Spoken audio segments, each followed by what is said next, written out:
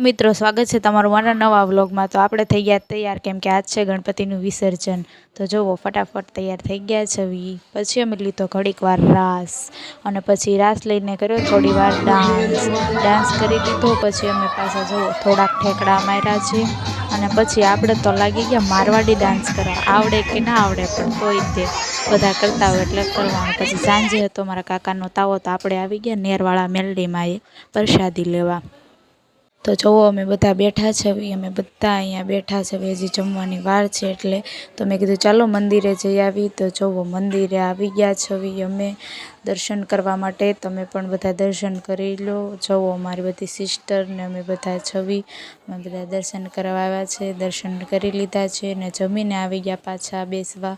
અમે બધા ફોન જોવે છે, અમે બધા ફોન જોવી છે।